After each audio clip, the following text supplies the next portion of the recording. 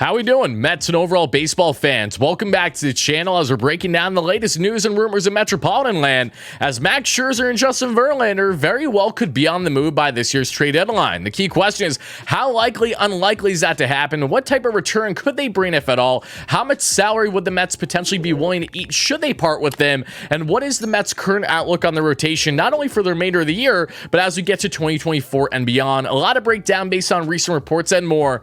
But before we go further into the video, I have to let you guys all know about today's sponsor, that being Mojo Sportsbook. Mojo Sportsbook is the live betting stock market that's based out of New Jersey. So if you are a New Jersey resident and you are a Mets fan, then listen up, because this is for you. Every bet on Mojo offers live trading so you can get in and get out all game long. It's stock trading meets sports betting with money lines, player props, and a whole new career-long bet they've created. So unlike what you see with other safe sportsbooks, where you just bet on the money lines and K-props, which you can certainly do here, once you have great odds here at Mojo Sportsbook by clicking the link in the description, signing up today. However, what they also have is your ability to invest in players. So today's video is based around Shohei Ohtani. You can actually invest into Shohei Ohtani. You can invest into Francisco Alvarez. You can invest into whatever player you want for real dollars right now, and then you can buy low if, say, someone is hurt or not doing well. You can buy high if someone is high rolling and you know that his peak is going to be even higher than what it currently is. That is how you can invest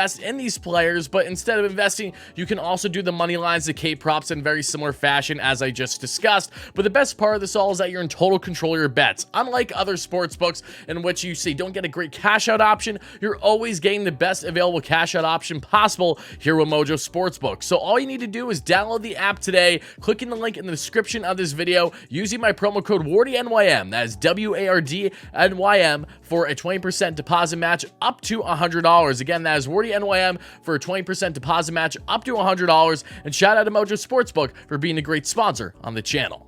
Now let's get into deep diving this news that has come out recently over the past couple hours this morning from my good friend Michael Marino, who does a fantastic job as an independent reporter for baseball, football, and other sports, and currently works with Fantrax. Make sure to check him out. Follow him on Twitter if you haven't already. He has been spot on with his reports over the past couple of years, not just in the offseason, but leading up to the trade deadline as well. He certainly has his sources. And what we see here from this latest report by him around 9 a.m. today is the following. I'm told Mets are currently scouting 2024 free agent starting pitching in addition to their own to figure out how they stack the board after the season. Trading Scherzer or Verlander is in fact an option, but a big part of the analysis is, and I quote, is Max or JV better than the replacement options available? Again, this is something the Mets are currently weighing all their options and how they want to evaluate this rotation. Where the Mets currently stand at the time of recording this video is that they're in no way near close to a wild card spot. They're still multiple games out. There's still multiple games below 500. And the one constant this season is that both their starters, and Max Scherzer and Justin Verlander,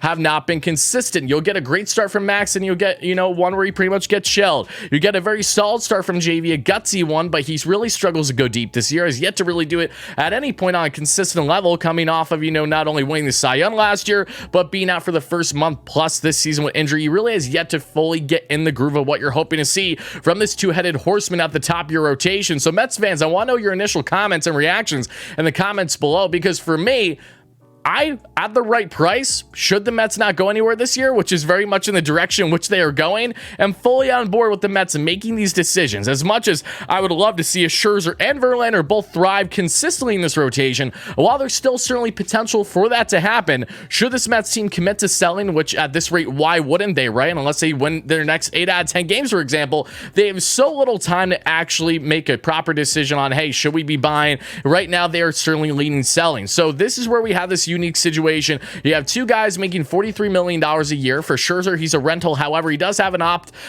in his contract to opt in for one more year, and we all know he's likely going to do that no matter where he is, no matter where the success or lack thereof is with a team, because why are you going to turn down $43 million if it's right there for you and a team has no say in controlling that? And for Verlander, he's in year one of pretty much a 3-year deal because he has that same type of option. I could be wrong. I think his third year might be a team option. I could be wrong, so don't quote me on that, if I am false in that front. But point here is that both these starters have not been the guys that we expected them to be. This was the risk, and it has not outweighed the reward factor when acquiring both these guys over the past year plus. And now the Mets are in this position where they're like, okay, we're pretty much going to be selling. Should we start taking calls? Should we start listening to potential offers on these guys? And what type of demand do they have? But before we get there, let's also keep in mind that a huge factor that's coming into play for the Mets in this decision making is how they are viewing the future of their starting rotation. If they say decide and somehow part with both Justin Verlander and Max Scherzer, even if they eat the majority of those contracts, which we know that while it wouldn't be something that Steve Cohen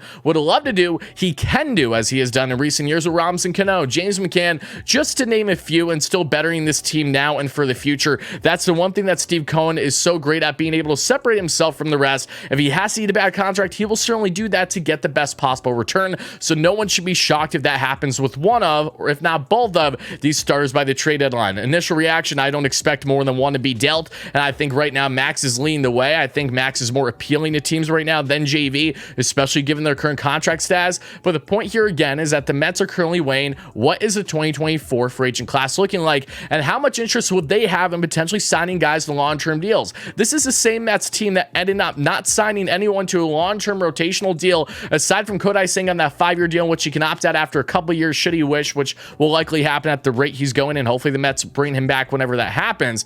But you look at the starters that they try to get. They try to get Kevin Gausman and Max Scherzer a couple off seasons ago. Gausman ended up not going to the Mets, even though that they gave him a bigger offer. So the Mets have shown a willingness to ink a guy on a multi-year deal, 5+ years. Carlos Rodon, they had a level of interest, but not enough to really sway them enough to say, hey, we're going to throw the absolute bag at you. So they have shown a level of interest. It's just to what degree based on the starters currently available out there in the market. And when you look at the guys that are in this year's free agent class, it's headlined by Blake Snell. It's headlined by Julio Urias. It's headlined by Mr. Nola. All guys that could have an immediate impact in this rotation right away. So is that the best route for the Mets to go down? Should they say, hey, we're going to trade one or both of JV and Max. We're going to go after these big name starters on long-term deals come the offseason. It definitely wouldn't hurt for the Mets to have a fairly dominant southpaw in their rotation. Give me a Urias, or at the right price, give me a Snell all day of the week. These guys have not only carved up Mets hitters, but they have had great stretches in their respective careers. So I'm not against that. Nola is a guy who I definitely see one more upside. He's definitely been an unlucky pitcher in his career if you look at his advanced numbers. Doesn't have necessarily pure dominance that you would like to see from other stars, but there's still potential there. So point being is that you have those stars to look at, but then you also have, and this comes from Andy Martino of SNY that everyone loves, has come out with a recent report to indicate that, yeah, Billy Epler does have his eyes on more talent across seas over there in Japan. He has already scouted, that being and Yoshinobu Yamamoto. I might have butchered his first name. I apologize. He is a young phenom out there in the MPB, and already, according to Martino and SNY, he has went out of his way to see him pitch in person this year, that being in Billy Epler. So assuming that Epler still has a future in this Mets organization, whether you like it or not, that is yet to be seen, guys, or whether he's going to stay in the organization or not is yet to be seen after this season. However, he has been doing his due diligence. He did a great job in scouting and landing Kodai Senga. Of course, he was that same GM to land Shohei Ohtani to go to the LA Angels, so that's definitely something to really weigh and have an importance of. So Yamamoto is a guy that the Mets are surely considering come the offseason too, that I would love. These MPP guys have really looked good. Kodai Senga is a great latest example of that.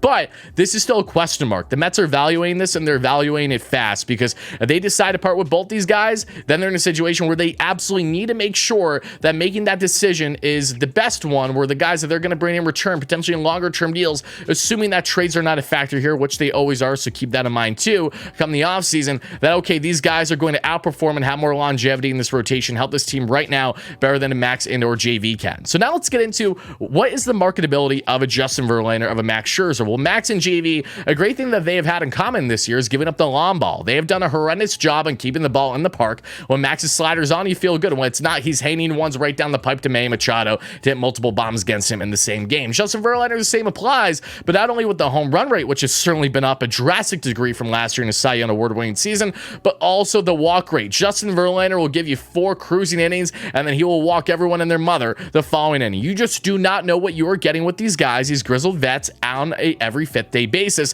And because of this is a massive factor into why the Mets have fallen to where they have this year. Don't get me wrong, the offense has definitely played a factor, but keeping the ball in the park has hurt this team so much out of the NL especially, and it doesn't look like it's going to get any better anytime soon unless they can prove it to us, which they have yet to do, as we're over 90 games into the season. So let's say that there are teams that have interest in a Max Scherzer or Justin Verlander. I'm going to use Max solely as an example right now, because I really think his marketability is higher than JV given their current contract contract statuses. But let's just say a team like the Mets, who they just played in the LA Dodgers, have interest in Max Scherzer. They want to add to their rotation. That has something that has hurt them this year. They haven't had the depth that they've liked. They would like Max. They know that he's likely going to opt in to his deal after the year. So they asked the Mets, you have to retain the majority of that contract, at least 50% of that contract. So the Mets will be eating, say, $22 million this year and then an additional $20+ million next year. So you're looking at $40 to $50 million that the Mets would just eat to part ways with Max Scherzer. Would that be a smart move? As long as it doesn't hurt the Mets in their immediate future with what they're trying to do,